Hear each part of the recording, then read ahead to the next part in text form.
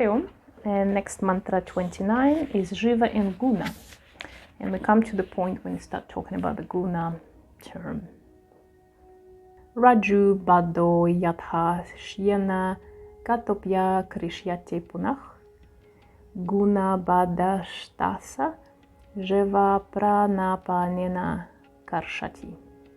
Translation is: just as a falcon tied by the string flies up and is drawn back down, similarly the Jiva bound by the Gunas is attracted by prana and apana. Very interesting visualization and analogy. Commentary. Jiva, or the individual self, is here compared to a falcon. And what is the Jiva? We talked about the 2 mantras before, so just come back if you just tuned in and don't know what we're talking about. Jiva, this individual soul consciousness. Yeah?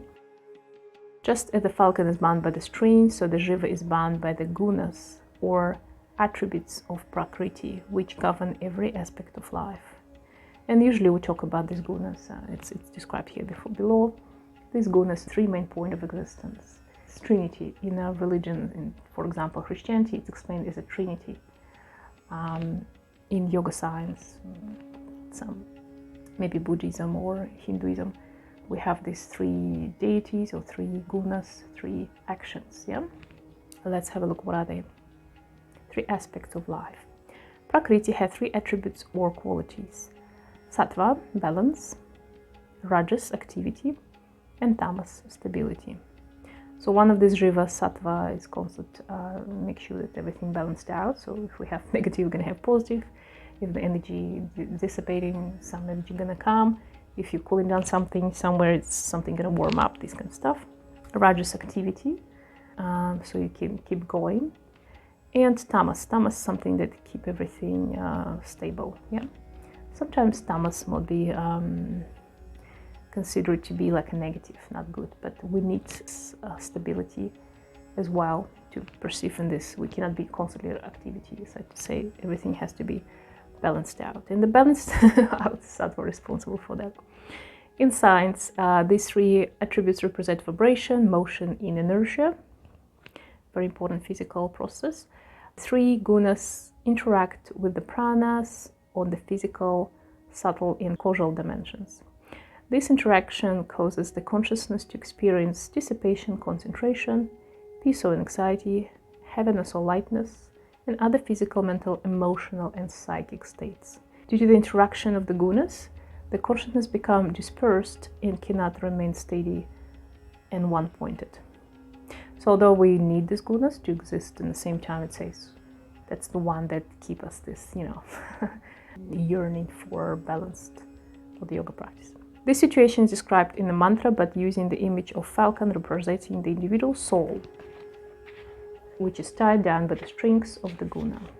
And the 3 of them. Due to the attraction of prana, the falcon flies up as far as the strings will allow, and then again he pulled downwards by the forces of apana. Similarly, the consciousness is limited and controlled by the Gunas and fluctuates continuously between extroversion and introversion, dynamism and inertia. In this way, the self passes through innumerable rounds of birth and death until it is liberated from the bondage of Prakriti and the Gunas.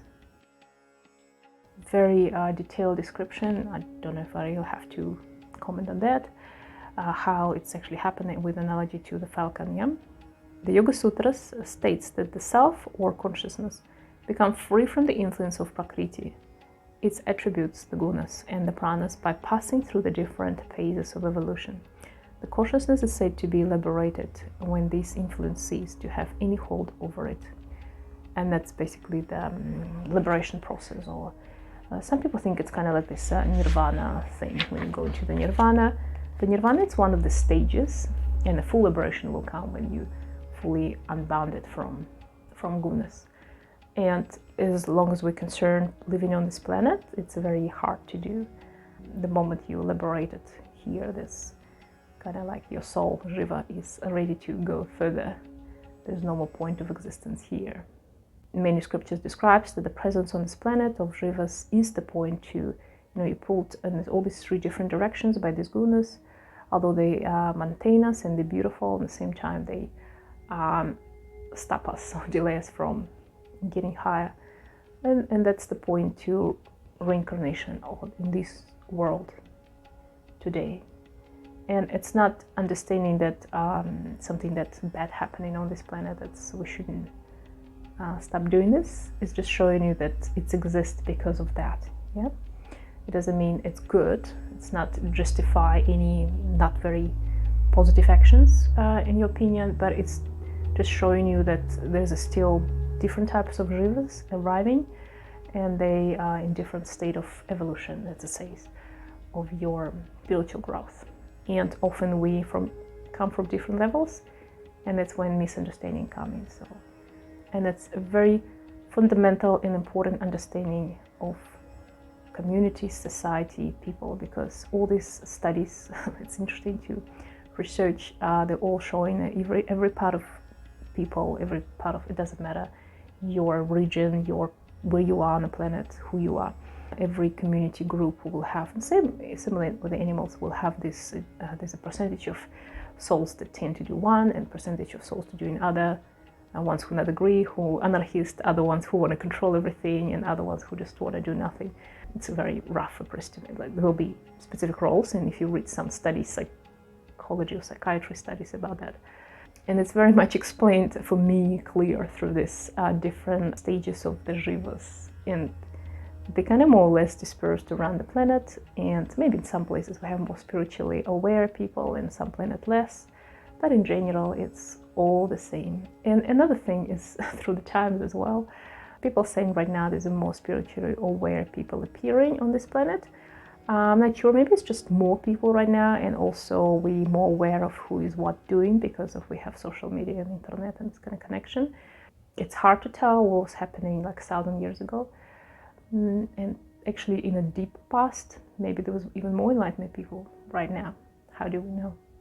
So there's a lot of interesting things happen, and I hope the reading of Upanishad helps you to understand it. Hari Om.